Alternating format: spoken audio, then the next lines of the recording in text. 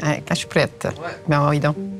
Quand je faisais mes études à l'université, là, je me suis dit, non, jamais de la recherche. Je vais plutôt enseigner, je vais plutôt faire autre chose, mais un doctorat, s'il faut, mais pas de recherche. Je veux quelque chose de pratique. Et finalement, je me suis rendu compte qu'en faisant une maîtrise, il fallait faire de la recherche.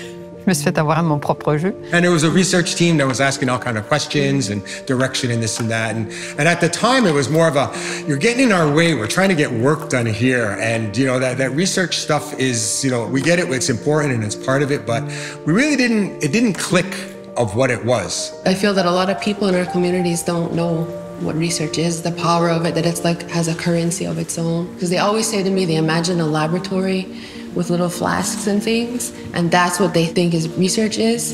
And they may have even participated in studies, they have no idea. Research is seen as this big fancy thing that's done in universities and hospitals and all these big institutions, so it can be scary to people like me. You know, I don't know anything, why should I be involved in research? On a encore beaucoup de méfiance. Il y a eu des pertes, il y a eu des vols ou des vols de savoir ou des...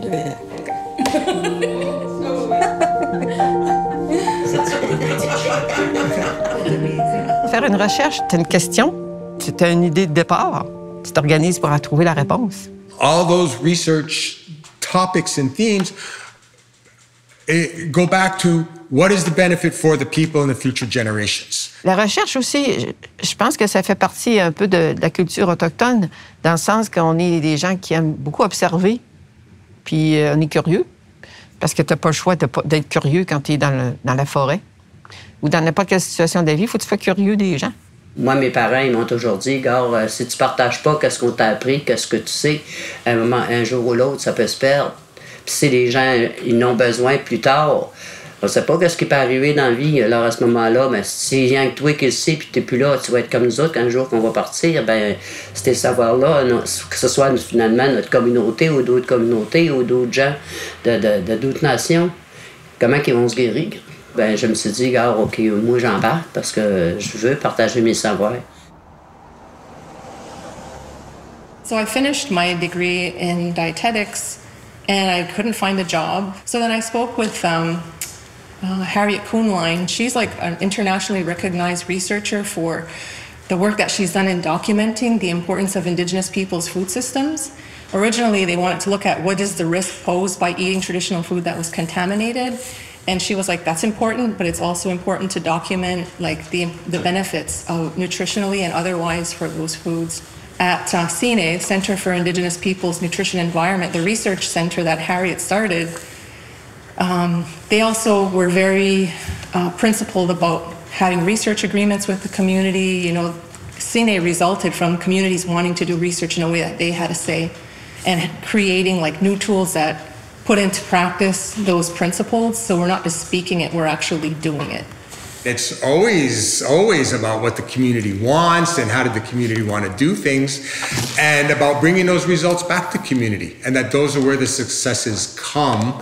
And for the allies, for the researchers coming to the community, it's now about ensuring that they know when they're coming to the community how to conduct themselves in that good way. It's that teaching for allies to come with an open mind and bring the knowledge forward, but also then opening up the space to say, what's your thoughts on this and what you have to say about that? And when all the information is on the table, the collective to say, how do we move forward with this? But it's also a responsibility then for the community members to be engaged in there. You have to be there when they're posing the questions and want to frame a project and start framing questions. When the data starts being collected and the results start coming in, you have to be there to see it. You can't just let the scientists take it and do an analysis of that, because we know that the outside researchers are limited in their knowledge about us, our people, our ways, and our community. We have to interpret that knowledge. When I'm talking to people that are coming into community that want to learn from us, I always tell them, please be humble. Don't come in as the expert. We're the experts of our own community. You can't come in and tell us how it's going to be. You can't come in and tell us that this is what the data says to you. We can sit, we could talk about it, and I'll tell you what it means to me. I'll tell you how it's going to impact my grandson. I'll tell you how it's going to impact my grandbabies that aren't here yet. But, you know, you're not going to tell me that data, your interpretation is the be-all and end-all. I just really love the way KSDPP works and community researchers work, where there's always a conversation and we become the experts. We're trying to heal from all these generations of colonization, all these harms, all this hurt. And so that's my motivation. When I do research, I don't just think about it and we don't just write these policies and all these things we're all involved in the way the Western world does it. And I think sometimes it's opening people's eyes to like, we had our own ways of passing on knowledge and generating new knowledge and sharing it. And our way is a more holistic way. And that to me is research too.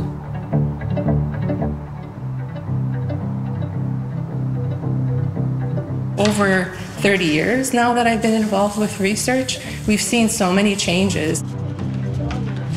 Hey, ça va? Great, I see, on a nos protocoles de recherche là, en fait, dans toutes les communautés. Qu'on doit respecter, en fait, là, quand un chercheur arrive, on doit s'assurer d'avoir, après ça, le résultat. Puis ça doit répondre aussi à quelque chose qu'on a besoin d'aller chercher ou qu'on a besoin, en fait, d'appuyer, en fait. There are many, many, many experiences and opportunities that are taking place with Indigenous communities, with Indigenous peoples, with universities and projects that are collaborative, that are inclusive, that are now being community-led, that are being Indigenous-led. Ça a augmenté aussi l'estime. Ouais. Comme, je suis fière d'avoir appris ça, je suis fière. Ça fait partie de ma culture traditionnelle, culturelle. Hein? Ça fait partie de moi. Il y a cette part-là de fierté, mais aussi de sortir les gens de l'isolement. Ce que je m'apercevais, c'est que les aînés sont plus tout seuls à la maison. Et les activités, les rassemblements aux 2 semaines, c'était, pour certaines personnes, significatif. Il y avait quelque chose de partage ensemble, là. Le travail, les tâches, l'entraide. Il y avait aussi des belles valeurs pour moi que le projet apportait.